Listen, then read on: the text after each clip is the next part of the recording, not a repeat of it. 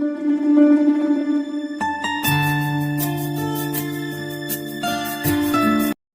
Friends, ಎಲ್ರಿಗೂ ನಮಸ್ಕಾರ. ಸ್ಪರ್ಧಾ ಚರಿತ್ರೆ ಚಾನಲ್ಗೆ ಸ್ವಾಗತ.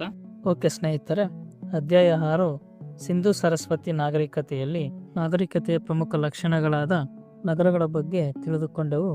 ಮುಂದುವರೆದು ಇತರ ಲಕ್ಷಣಗಳನ್ನು ನೋಡ್ತಾ ಹೋಗೋಣ. ಓಕೆ ಸ್ನೇಹಿತರೆ, ನಂತರ ಸ್ನಾನದ ಕೊಳ. ಈ ಸ್ನಾನದ ಕೊಳವು ಮೊಹೆಂಜೊದಾರೊವಿನಲ್ಲಿ ಅದ್ಭುತ ಲಕ್ಷಣಗಳಲ್ಲಿ ಒಂದು. ಇದು ವಿಶಾಲವಾದ ಚೌಕಾಕಾರದ ಪ್ರಾಂಗಣ ಹೊಂದಿದೆ. ಮಧ್ಯಭಾಗದಲ್ಲಿ ಒಂದು ಈಜುಕೊಳವಿದ್ದು 4 ದಿಕ್ಕುಗಳಲ್ಲಿ ಮೊಗಸಾಲೆ ಹಾಗೂ ಕೋಣೆಗಳನ್ನು ಹೊಂದಿದೆ. ಇಲ್ಲಿರುವಂತಹ ಕೆಲವು ಕೋಣೆಗಳಲ್ಲಿ ಬಿಸಿ ನೀರಿನ ಸ್ನಾನಕ್ಕೆ ವ್ಯವಸ್ಥೆಗಳಿದ್ದವು. ಇದರ ಮಧ್ಯದಲ್ಲಿ 39 ಅಡಿ ಉದ್ದ, 23 ಅಡಿ ಅಗಲ ಹಾಗೂ 8 ಅಡಿ ಆಳದ ವಿಶಾಲವಾದ ಈಜುಕೊಳವಿದೆ. ಇದರ ಇಬ್ಬದಿಗಳಲ್ಲಿ ಮೆಟ್ಟಿಲುಗಳು ಸಾಲುಗಳಿದ್ದು ಪಕ್ಕದ ಕೋಣೆಯೊಂದರಲ್ಲಿರುವ ಬಾವಿಯಿಂದ ನೀರು ಪೂರೈಸಲಾಗುತ್ತಿತ್ತು. ನೀರನ್ನು ಹೊರ ಹಾಕಲು 6 ಅಡಿಗಳಿಗಿಂತ ಹೆಚ್ಚಿನ ಆಳದ ಕಲ್ಲಿನ ಹೊದಿಕೆ ಇರುವ ಒಂದು ದೊಡ್ಡ ಚರಂಡಿ ಇದೆ. ಈ ಮಹಾಸ್ನಾನಕೊಳಕ್ಕೆ 8 ಅಡಿ ದಪ್ಪನಾದ ಹೊರಗೋಡೆಗಳಿದ್ದವು. ಈ ಸದೃಢ ನಿರ್ಮಾಣ 5000 ವರ್ಷಗಳಿಂದ ನಿಸರ್ಗದ ಹೊಡೆತವನ್ನು ಯಶಸ್ವಿಯಾಗಿ ಎದುರಿಸಿ ನಿಂತಿವೆ. ನಂತರ ಉಗ್ರಾಣಗಳು. ಮೊಹೆಂಜೊದಾರೊವಿನ ಅತ್ಯಂತ ದೊಡ್ಡ ಕಟ್ಟಡವೆಂದರೆ ಉಗ್ರಾಣ. ಅದು 45.71 ಮೀಟರ್ ಉದ್ದ ಮತ್ತು 15.23 ಮೀಟರ್ ಅಗಲವಿದೆ. ಹರಪ್ಪದಲ್ಲಿ ಇಟ್ಟಿಗೆಗಳಿಂದ ನಿರ್ಮಿಸಿದಂಥ ವೇದಿಕೆಯ ಸಾಲುಗಳಿದ್ದು ಇವು ತಲಾ 6 ಕಣಜಗಳ 2 ಸಾಲುಗಳಿಗೆ ಅಡಿಪಾಯವನ್ನು ನಿರ್ಮಿಸಿವೆ. ಕಾಲಿಬಂಧನ್ನ ದಕ್ಷಿಣ ಭಾಗದಲ್ಲಿ ಸಹ ಇಟ್ಟಿಗೆಯಿಂದ ನಿರ್ಮಿಸಿರುವಂಥ ವೇದಿಕೆಗಳು ದೊರೆತಿವೆ. ಈ ಉಗ್ರಾಣಗಳಲ್ಲಿ ಧಾನ್ಯಗಳನ್ನು ಸುರಕ್ಷಿತವಾಗಿರುತ್ತಿದ್ದರು. ಪ್ರಾಯಶಃ ಇವು ಕಂದಾಯ ಸಂಗ್ರಹಣೆ ಇಲ್ಲವೇ ತುರ್ತು ಪರಿಸ್ಥಿತಿಗಳಲ್ಲಿ ಬಳಕೆಗಾಗಿದ್ದವು. ನಂತರ ಕಟ್ಟಡಗಳು. ಸಿಂಧೂ ಜನರು ರಸ್ತೆಗಳ ಬದಿಯಲ್ಲಿ ಮನೆ ಮತ್ತು ಇತರೆ ಕಟ್ಟಡಗಳನ್ನು ನಿರ್ಮಿಸಿದ್ದಾರೆ. ಅವರು ಸುಟ್ಟ ಇಟ್ಟಿಗೆಗಳಿಂದ ಮೇಲ್ಛಾವಣಿ ಹೊಂದಿದ ಮನೆಗಳನ್ನು ನಿರ್ಮಿಸಿದ್ದಾರೆ. ಪ್ರತಿ ಮನೆಯು 2 ಅಥವಾ ಹೆಚ್ಚು ಕೋಣೆಗಳನ್ನು ಹೊಂದಿದ್ದವು. ಒಂದಕ್ಕಿಂತ ಹೆಚ್ಚು ಮಾಡಿಯ ಮನೆಗಳು ಅಲ್ಲಿದ್ದವು. ಒಳಾಂಗಣದ ಸುತ್ತಲೂ ಕಂಬಗಳುಳ್ಳ ಹಜಾರ, ಸ್ನಾನಗೃಹಗಳು, ಕಲ್ಲಿನ ನೆಲಹಾಸು, ಅಡಿಗೆ ಕೋಣೆ, ಬಾವಿ ಮುಂತಾದವುಗಳನ್ನೊಳಗೊಂಡಂತೆ ಮನೆಗಳನ್ನು ವಿನ್ಯಾಸಗೊಳಿಸಲಾಗಿತ್ತು. ವಸತಿ ಗೃಹಗಳಲ್ಲದೆ ವಿಶಾಲವಾದ ಕಟ್ಟಡಗಳು ಕಂಡುಬಂದಿವೆ. ಇಂಥ ಕಟ್ಟಡ ಒಂದು 80 ಅಡಿ ಉದ್ದ ಮತ್ತು 80 ಅಡಿ ಅಗಲದ ಅಳತೆಯ ದೊಡ್ಡ ಹಜಾರವನ್ನು ಹೊಂದಿದ್ದು ಇದು ಒಂದು ಅರಮನೆ ಅಥವಾ ದೇವಸ್ಥಾನ ಅಥವಾ ಬೃಹತ್ ಸಭಾಂಗಣವಾಗಿರಬಹುದು. ಕಾರ್ಮಿಕರ ವಸತಿ ಗೃಹಗಳು ದೊರೆತಿವೆ. ಅಲ್ಲಿ ಅತ್ಯುತ್ತಮ ನೀರು ಸರಬರಾಜು ವ್ಯವಸ್ಥೆ ಇತ್ತು. ರಸ್ತೆ ಬದಿಗೆ ಸಾರ್ವಜನಿಕ ಬಾವಿಗಳಿದ್ದವು. ಪ್ರತಿಯೊಂದು ದೊಡ್ಡ ಮನೆಯು ತನ್ನದೇ ಆದ ಬಾವಿಯನ್ನು ಹೊಂದಿತ್ತು. ಅಲ್ಲದೆ ಲೋಥಾಲ್ನಲ್ಲಿ ಒಂದು ಹಡಗು ಕಟ್ಟೆಯನ್ನು ಸಹ ನಿರ್ಮಿಸಿದ್ದರು. ಓಕೆ ಸ್ನೇಹಿತರೆ, ಸಿಂಧೂ ನಾಗರಿಕತೆಯ ಒಂದು ರಾಜಕೀಯ ಸ್ಥಿತಿಯನ್ನು ನೋಡೋಣ. ಯಾವುದೇ ಲಿಖಿತ ದಾಖಲೆ ಇಲ್ಲದಿರುವ ಆ ಕಾಲದಲ್ಲಿ ಯಾವ ರೀತಿಯ ಆಡಳಿತವಿತ್ತೆಂಬುದು ನಿಖರವಾಗಿ ಹೇಳುವುದು ಕಷ್ಟಕರವಾಗಿದೆ. ದೋಷರಹಿತ ಮತ್ತು ವ್ಯವಸ್ಥಿತ ನಗರ ಯೋಜನೆ ಆಧಾರದ ಮೇಲೆ ಏಕರೂಪ ಮತ್ತು ಕಠಿಣ ಕಾಯ್ದೆಗಳುಳ್ಳ ಪ್ರಬಲ ಆಡಳಿತ ಅಸ್ತಿತ್ವದಲ್ಲಿತ್ತೆಂದು ಇತಿಹಾಸಕಾರರು ಊಹಿಸಿದ್ದಾರೆ. ನಗರ ಯೋಜನೆ, ಒಳಚರಂಡಿ, ನೀರು ಸರಬರಾಜು ಮತ್ತು ರಸ್ತೆಗಳ ನಿರ್ವಹಣೆಗಳಲ್ಲಿ ಏಕರೂಪತೆ ಇತ್ತು. ಡಾಕ್ಟರ್ SR ರಾವ್ ಅವರು ಕೆಲವು ಮುದ್ರೆಗಳ ಮೇಲಿನ ಲಿಪಿಯನ್ನು ಭೇದಿಸುವುದಾಗಿ ಹೇಳಿದ್ದು ಅಂದಿನ ನಗರಗಳು ವಿವಿಧ ಶ್ರೇಣಿಯ ಆಡಳಿತಗಾರರನ್ನು ಹೊಂದಿದ್ದವೆಂದು ಅಭಿಪ್ರಾಯಪಡುತ್ತಾರೆ. ಇದು ಸುಸ್ಥಾಪಿತ ಆಡಳಿತ ವ್ಯವಸ್ಥೆಯೊಂದರ ಅಸ್ತಿತ್ವವನ್ನು ಸಾಬೀತುಪಡಿಸುತ್ತದೆ. ಹಾಗೆಯೇ ಸಾಮಾಜಿಕ ಸ್ಥಿತಿ. ಉತ್ಖನನಗಳ ಸಹಾಯದಿಂದ ಕೆಲವು ಇತಿಹಾಸಕಾರರು ಸಮಾಜದಲ್ಲಿ ವೃತ್ತಿ ಆಧಾರಿತ 4 ವರ್ಗಗಳಿದ್ದವೆಂಬ ತೀರ್ಮಾನಕ್ಕೆ ಬಂದಿದ್ದಾರೆ. ಪ್ರಾಯಶಃ ಅವು ಪಂಡಿತ ವರ್ಗ, ಯೋಧರು, ವ್ಯಾಪಾರಿಗಳು ಮತ್ತು ಶ್ರಮಿಕರುಗಳಾಗಿದ್ದವು. ಪಂಡಿತ ವರ್ಗದಲ್ಲಿ ಪುರೋಹಿತರು, ಜ್ಯೋತಿಷಿಗಳು ಮತ್ತು ವೈದ್ಯರು ಸೇರಿದ್ದರು. ಗೋಧಿ ಅವರ ಪ್ರಮುಖ ಆಹಾರ ಧಾನ್ಯವಾಗಿತ್ತು.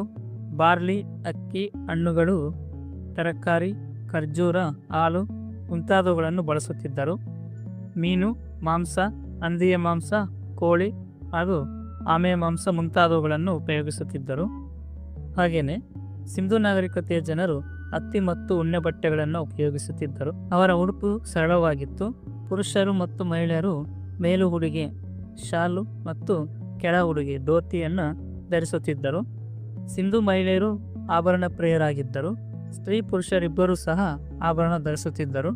ನಡುಪಟ್ಟಿ, ನತ್ತು, ಕಿವಿಯೋಲೆ ಮತ್ತು ಕಾಲು ಗೆಜ್ಜೆಗಳನ್ನು ಮಹಿಳೆಯರು ಮಾತ್ರ ಧರಿಸುತ್ತಿದ್ದರು. ಆಭರಣಗಳ ಆಕಾರ ಮತ್ತು ವಿನ್ಯಾಸ ವೈವಿಧ್ಯಪೂರ್ಣವಾಗಿತ್ತು. ಚಿನ್ನ, ಬೆಳ್ಳಿ ಮತ್ತು ಅಮೂಲ್ಯ ರತ್ನಗಳಿಂದ ಆಭರಣ ತಯಾರಿಸುತ್ತಿದ್ದರು. ಮಹಿಳೆಯರಿಗೆ ವಿವಿಧ ರೀತಿಯ ಕೇಶಾಲಂಕಾರ ಕಲೆಯು ಗೊತ್ತಿತ್ತು ಮತ್ತು ಅವರು ದಂತದ ಬಾಚಣಿಕೆ ಮತ್ತು ಕಂಚಿನ ಕನ್ನಡಿಗಳನ್ನು ಉಪಯೋಗಿಸುತ್ತಿದ್ದರು. ದಂತ, ಲೋಹ, ಮಡಿಕೆ ಮತ್ತು ಕಲ್ಲಿನಿಂದ ಮಾಡಿದ ಸೌಂದರ್ಯ ಪ್ರಸಾಧನಗಳ ಊಜಿಗಳು ಹರಪ್ಪದಲ್ಲಿ ಪತ್ತೆಯಾಗಿವೆ. ಮುಖ ಮತ್ತು ತುಟಿಗೆ ಬಣ್ಣ ಮತ್ತು ಕಣ್ಣಿಗೆ ಕಾಡಿಗೆಗಳನ್ನು ಉಪಯೋಗಿಸುತ್ತಿದ್ದರು. ಒಳಾಂಗಣ ಮತ್ತು ಹೊರಾಂಗಣ ಕ್ರೀಡೆಗಳಲ್ಲಿ ಜನರಿಗೆ ಹೆಚ್ಚು ಒಲವಿತ್ತು. ಪಗಡೆ, ಬೇಟೆಯಾಡುವುದು, ಹೋರಿಕಾಳಗ, ಕೋಳಿಕಾಳಗ, ಮೀನು ಹಿಡಿಯುವುದು, ಜೇಡಿಮಣ್ಣಿನ ಮಾದರಿ ತಯಾರಿಕೆ ಮತ್ತು ಚದುರಂಗ ಮನೋರಂಜನಾ ವಿಧಾನಗಳಾಗಿದ್ದವು. ಅವರಿಗೆ ನೃತ್ಯ ಮತ್ತು ಸಂಗೀತ ಕಲೆಯು ಗೊತ್ತಿತ್ತು. ಕುಂಬಾರನ ಚಕ್ರದಿಂದ ಮಾಡಿದ ಬಹುವೈವಿಧ್ಯಮಯ ಮಣ್ಣಿನ ಪಾತ್ರೆಗಳು ಪತ್ತೆಯಾಗಿವೆ. ಅವುಗಳು ಹೊಳಪಿನ ಇಲ್ಲವೇ ಬಣ್ಣದಲ್ಲಿ ಚಿತ್ರಿಸಲ್ಪಟ್ಟವುಗಳಾಗಿವೆ. ತಾಮ್ರ, ಕಂಚು, ಬೆಳ್ಳಿ ಮತ್ತು ಪಿಂಗಾಣಿ ಪಾತ್ರೆಗಳು ಸಹ ಉಪಯೋಗದಲ್ಲಿದ್ದವು. ಮಕ್ಕಳ ಆಟಿಕೆಗಳಾದ ಜೇಡಿಮಣ್ಣಿನ ಪಕ್ಷಿಗಳು, ಪ್ರಾಣಿಗಳು, ಪುರುಷರು, ಸ್ತ್ರೀಯರು, ಗಾಳಿಬಂಡಿಗಳು ಮತ್ತು ಕುರ್ಚಿಗಳ ಮಾದರಿಗಳು ಸಾಮಾನ್ಯವಾಗಿದ್ದವು. ತಾಮ್ರ ಮತ್ತು ಕಂಚಿನಿಂದ ಮಾಡಿದ ಆಯುಧಗಳಾದ ಕೊಡಲಿ, ಬರ್ಜಿ, ಕಟಾರಿ, ಗದೆ, ಕವಣೆ, ಬಿಲ್ಲು ಮತ್ತು ಬಾಣಗಳು ಕಂಡುಬಂದಿವೆ. ಇವರು ಶವ ಸಂಸ್ಕಾರವನ್ನು ದಹನ ಇಲ್ಲವೇ ಉಳುವ ಪದ್ಧತಿಗಳ ಮೂಲಕ ನಡೆಸುತ್ತಿದ್ದರು. ಮಾನವರ ಮೂಳೆಗಳು ಮತ್ತು ಬೂದಿಗಳು ತುಂಬಿದ ಅನೇಕ ಚಿತಾಭಸ್ಮದ ಮಡಿಕೆಗಳು ಪತ್ತೆಯಾಗಿವೆ ಮತ್ತು ಹರಪ್ಪದಲ್ಲಿ ಒಂದು ವಿಶಾಲವಾದ ಸ್ಮಶಾನವು ದೊರೆತಿದೆ. ಓಕೆ ಸ್ನೇಹಿತರೆ, ಸಿಂಧು ನಾಗರಿಕತೆಯ ಆರ್ಥಿಕ ಪರಿಸ್ಥಿತಿಯನ್ನು ನೋಡೋಣ. ಕೃಷಿ ಪ್ರಮುಖ ಕಸಬಾಗಿತ್ತು. ಅದರೊಂದಿಗೆ ಪಶುಪಾಲನೆ ಮತ್ತು ಹೈನುಗಾರಿಕೆ ಇತ್ತು. ಇವರಿಗೆ ನೀರಾವರಿ ಕಲೆಯೂ ಗೊತ್ತಿತ್ತು. ಗೋಧಿ, ಬಾರ್ಲಿ, ಬಟಾಣಿ, ಎಳ್ಳು ಮತ್ತು ಹತ್ತಿಯನ್ನು ವಿಪುಲವಾಗಿ ಬೆಳೆಯುತ್ತಿದ್ದರು. ಉತ್ತಮ ತಳಿಯ ಜಾನುವಾರುಗಳನ್ನು ಹಾಲು ಮತ್ತು ಮಾಂಸಕ್ಕಾಗಿ ಸಾಕುತ್ತಿದ್ದರು. ಹಸು, ಎಮ್ಮೆ, ಹೋರಿ, ಕುರಿ, ಆಡು, ನಾಯಿ, ಹಂದಿ, ಆನೆ, ಒಂಟೆ, ಕೋಳಿ ಮತ್ತು ಪಕ್ಷಿಗಳನ್ನು ಸಾಕುತ್ತಿದ್ದರು. ಸಿಂಧು ನಾಗರಿಕತೆ ಕಾಲದಲ್ಲಿ ನೂಲುವುದು, ನೇಯುವುದು, ಬಣ್ಣ ಹಾಕುವುದು, ಕುಂಬಾರಿಕೆ, ಮರಗೆಲಸ, ಲೋಹ ಕೈಗಾರಿಕೆ ಮುಂತಾದ ಕುಶಲ ಕೈಗಾರಿಕೆಗಳು ಅಸ್ತಿತ್ವದಲ್ಲಿದ್ದವು. ಸಿಂಧೂ ಜನರಿಗೆ ತೂಕ ಮತ್ತು ಅಳತೆಗಳು ಗೊತ್ತಿದ್ದವು. ಮೊಹೆಂಜೊದಾರೊದಲ್ಲಿ ಒಂದು ಕಪ್ಪೆಚಿಪ್ಪಿನ ಹಾಗೂ ಹರಪ್ಪದಲ್ಲಿ ಒಂದು ಕಂಚಿನ ತಕ್ಕಡಿ ಪತ್ತೆಯಾಗಿವೆ. ಅವರಿಗೆ ದಶಮಾಂಶ ಪದ್ಧತಿಯು ಜ್ಞಾನವಿತ್ತು. ಸಿಂಧೂ ಜನರು ಆಂತರಿಕ ಮತ್ತು ಬಾಹ್ಯ ವ್ಯಾಪಾರ ಅಭಿವೃದ್ಧಿಪಡಿಸಿದ್ದರು. ಹರಪ್ಪ, ಲೋಥಾಲ್, ಕಾಲಿಬಂಗನ್, ರೂಪಾಲ್, ಸುರ್ಕೋಟರ ಮತ್ತು ಚಾನುದಾರೋಗಳು ಪ್ರಮುಖ ವ್ಯಾಪಾರಿ ಕೇಂದ್ರಗಳಾಗಿದ್ದವು. ವಸ್ತು ವಿನಿಮಯ ಪದ್ಧತಿ ಮೂಲಕ ವ್ಯಾಪಾರಿ ಚಟುವಟಿಕೆ ನಡೆಯುತ್ತಿತ್ತು. ಸಿಂಧೂ ಮುದ್ರೆಗಳು, ಕಲಾ ಅಚ್ಚುಗಳು ಮತ್ತು ಅವರ ಸಾಮಾನುಗಳು ಪಶ್ಚಿಮ ಏಷ್ಯಾ, ಈಜಿಪ್ಟ್ ಮತ್ತು ಮೆಸ್ಪಟೋಮಿಯಾಗಳಲ್ಲಿ ಪತ್ತೆಯಾಗಿವೆ. ಬಾಹ್ಯ ವ್ಯಾಪಾರವನ್ನು ಸಿಂಧೂ ಜನರು ಹಡಗುಗಳ ಮುಖಾಂತರ ಕೈಗೊಳ್ಳುತ್ತಿದ್ದರೆಂಬುದನ್ನು ಗುಜರಾತಿನ ಲೋಥಾಲ್ನಲ್ಲಿರುವ ಹಡಗುಕಟ್ಟೆಯಿಂದ ತಿಳಿದುಬರುತ್ತದೆ. ದಕ್ಷಿಣ ಭಾರತ, ರಾಜಸ್ಥಾನ್, ಗುಜರಾತ್ ಮುಂತಾದವುಗಳೊಂದಿಗೆ ಆಂತರಿಕ ವ್ಯಾಪಾರ ಸಂಪರ್ಕವನ್ನು ಹೊಂದಿದ್ದರು. ದಂತ, ಚಿನ್ನ, ಮುತ್ತು, ಮರದ ದಿಮ್ಮಿ, ಇತರ ವಸ್ತುಗಳನ್ನು ರಫ್ತು ಮಾಡುತ್ತಿದ್ದರು. ಅಮೂಲ್ಯ ಹರಳುಗಳು, ತಾಮ್ರ ಮತ್ತು ತವರ ಆಮದು ಮಾಡಿಕೊಳ್ಳುತ್ತಿದ್ದರು. ಎತ್ತಿನ ಬಂಡಿ, ಕತ್ತೆ, ಆನೆ ಮತ್ತು ಒಂಟೆಗಳನ್ನು ರಸ್ತೆ ಸಾರಿಗೆಗಳಾಗಿ ಉಪಯೋಗಿಸುತ್ತಿದ್ದರು. ಓಕೆ ಸ್ನೇಹಿತರೆ, ಸಿಂಧು ನಾಗರಿಕತೆಯ ಧಾರ್ಮಿಕ ಸ್ಥಿತಿಯನ್ನು ನೋಡೋಣ. ಮುದ್ರೆಗಳು, ಜೇಡಿಮಣ್ಣಿನ ಚಿಕ್ಕ ಪ್ರತಿಮೆಗಳು, ಕಲ್ಲಿನ ಪ್ರತಿಮೆಗಳು ಸಿಂಧೂ ಜನರ ಧಾರ್ಮಿಕ ಜೀವನವನ್ನು ವಿವರಿಸುತ್ತವೆ. ಮಾತೃದೇವತೆ ಅವರ ಪ್ರಧಾನ ದೇವತೆಯಾಗಿತ್ತು. ಶಿವನನ್ನು ಪಶುಪತಿ ಮತ್ತು ಲಿಂಗರೂಪದಲ್ಲಿ ಪೂಜಿಸುತ್ತಿದ್ದರು. ಅವರು ಗಿಡಗಳು, ಪಕ್ಷಿಗಳು, ಪ್ರಾಣಿಗಳು ಮತ್ತು ಹಾವುಗಳನ್ನು ಪೂಜಿಸುತ್ತಿದ್ದರು ಮತ್ತು ಭೂತಗಳ ಬಗ್ಗೆ ಹೆದರುತ್ತಿದ್ದರು. ಇವರ ಕಲೆ ಮತ್ತು ಮೂರ್ತಿಶಿಲ್ಪ. ಸಿಂಧೂ ಜನರು ಸೌಂದರ್ಯಾಭಿರುಚಿಯನ್ನು ಬೆಳೆಸಿಕೊಂಡಿದ್ದರು. ಮುದ್ರೆಗಳು, ಚಿಕ್ಕ ಪ್ರತಿಮೆಗಳು, ತಾಯ್ತಗಳು, ಮಡಕೆ ಮತ್ತು ನೃತ್ಯದ ಭಂಗಿಯ ಬಾಲಿಕೆಯ ಕಂಚಿನ ಮೂರ್ತಿ, ಗಡ್ಡದ ಮನುಷ್ಯನ ಮೂರ್ತಿ, ಪಶುಪತಿಯ ಚಿತ್ರಗಳು, ಮಡಕೆ ಮೇಲಿನ ಆಕರ್ಷಕ ವಿನ್ಯಾಸ, ಜೇಡಿಮಣ್ಣಿನ ಆಟಿಕೆಗಳು ಮತ್ತು ಆಭರಣಗಳು ಅವರ ಕಲಾಕೌಶಲ್ಯಕ್ಕೆ ಉದಾಹರಣೆಗಳಾಗಿವೆ. ಕಟ್ಟಡಗಳನ್ನು ಹೊರತುಪಡಿಸಿ ದೊರೆತಿರುವ ವಸ್ತುಗಳಲ್ಲಿ ನಾವು ಲೋಹ ಹಾಗೂ ಬೆಲೆಬಾಳುವ ಹರಳುಗಳನ್ನು ಕಾಣುತ್ತೇವೆ. ಅತಿ ಹೆಚ್ಚಾಗಿ ದೊರೆತಿರುವ ವಸ್ತುಗಳಲ್ಲಿ ಮಣಿಗಳನ್ನು ಹಾಗೂ ಮುದ್ರೆಗಳನ್ನು ಕಾಣಲು ಸಾಧ್ಯ. ಹರಪ್ಪದ ಮಣಿಗಳಿಗೆ ದೂರದ ಮೆಸ್ಪಟೋಮಿಯಾದಲ್ಲಿ ಕೂಡ ಬೇಡಿಕೆ ಇತ್ತು. ಮಣಿಗಳಲ್ಲಿ ಉದ್ದವಾಗಿ ರಂಧ್ರವನ್ನು ಕೊರೆಯುವ ವಿಧಾನವನ್ನು ಹರಪ್ಪದ ಜನರು ಕರಗತ ಮಾಡಿಕೊಂಡಿದ್ದು ಒಂದು ವಿಶೇಷ. ಇವಲ್ಲದೆ ಬಗೆ ಬಗೆಯ ಚಿತ್ತಾರಗಳುಳ್ಳ ಮಡಿಕೆಗಳು ದೊರೆತಿವೆ.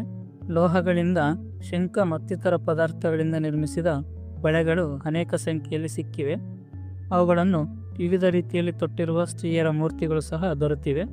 ಸಾಹಿತ್ಯ, ಸಂಗೀತ, ನೃತ್ಯ, ಚಿತ್ರಶಿಲ್ಪವೇ ಮೊದಲಾದ ಕಲೆಗಳು ಚೆನ್ನಾಗಿ ನೆಲೆಕಂಡಿದ್ದವು. ಉತ್ಖನನದ ಮೂಲಕ ದೊರೆತಿರುವಂಥ ನೃತ್ಯಭಂಗಿಯ ಸ್ತ್ರೀ ವಿಗ್ರಹಗಳು, ಡೋಲು ಮತ್ತು ತಂತಿಯ ವಾದ್ಯಗಳು, ಹಲವು ಬಗೆಯ ಮುಖವಾಡಗಳು ಇದನ್ನು ಖಚಿತಪಡಿಸುತ್ತವೆ. ಮೊಹೆಂಜೋದಾರೋವಿನಲ್ಲಿ ನೃತ್ಯಭಂಗಿಯ ಸ್ತ್ರೀ ವಿಗ್ರಹ ದೊರೆತಿದೆ.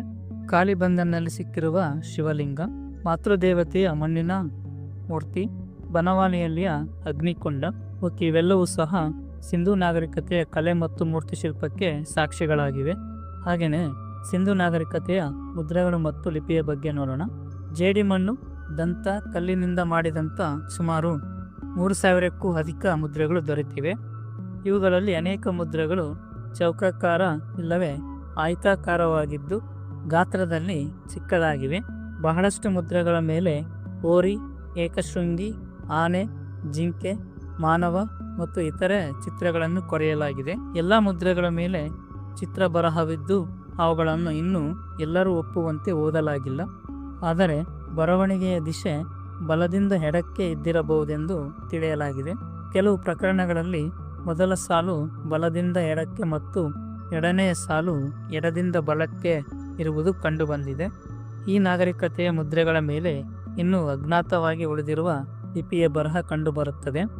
ಈ ಲಿಪಿಯನ್ನು ವಿದ್ವಾಂಸರು ಚಿತ್ರಲಿಪಿ ಎಂದು ಕರೆದಿದ್ದಾರೆ. ಮುದ್ರೆಗಳ ಮೇಲೆ ಮೂಡಿಸಿರುವ ಚಿತ್ರಗಳ ಪೈಕಿ ವೃಷಭ ಪ್ರಮುಖವಾಗಿದ್ದು, ಮತ್ತೊಂದು ಮುಖ್ಯ ಚಿತ್ರ ಅಶ್ವತ್ಥದ ಎಲೆಯದ್ದು. ಯೋಗದ ವಿವಿಧ ಆಸನಗಳನ್ನು, ನಮಸ್ಕಾರ ಮುದ್ರೆಯನ್ನು ಹೊಂದಿರುವ ಅನೇಕ ಮೂರ್ತಿಗಳು ದೊರೆತಿವೆ. ಕೃಷಿ ಮತ್ತು ವ್ಯಾಪಾರ. ಸಿಂಧೂ ಸರಸ್ವತಿ ಸಂಸ್ಕೃತಿಯ ಜನ ಕೃಷಿ ಮತ್ತು ವ್ಯಾಪಾರವನ್ನು ಅವಲಂಬಿಸಿದ್ದರು. ಗೋಧಿ, ಬಾರ್ಲಿ ಹಾಗೂ ಕಾಳು ಇವರ ಮುಖ್ಯ ಬೆಳೆಗಳಾಗಿದ್ದವು. ಬೇಟೆ ಮತ್ತು ಮೀನುಗಾರಿಕೆಗಳು ವ್ಯಾಪಕವಾಗಿದ್ದವು. ಹತ್ತಿಯನ್ನು ಬೆಳೆದು ಬಗೆ ಬಗೆಯ ಉಡುಪುಗಳನ್ನು ತಯಾರಿಸಲಾಗುತ್ತಿತ್ತು. ಇವರು ದುಬ್ಬದ ಗೂಳಿ, ದನ, ಎಮ್ಮೆ, ಕುರಿ, ಮೇಕೆ ಹಾಗೂ ಕೋಳಿಗಳ ಸಂಗೋಪನೆಯಲ್ಲಿ ತೊಡಗಿದ್ದರು. ಎತ್ತುಗಳನ್ನು ಹೊರೆ ಒಯ್ಯಲು ಬಳಸಲಾಗುತ್ತಿತ್ತು. ಕೃಷಿಯ ಜೊತೆಯಲ್ಲಿ ವ್ಯಾಪಾರ ವಾಣಿಜ್ಯಗಳು ಪ್ರಮುಖ ಸ್ಥಾನವನ್ನು ಪಡೆದುಕೊಂಡಿದ್ದವು.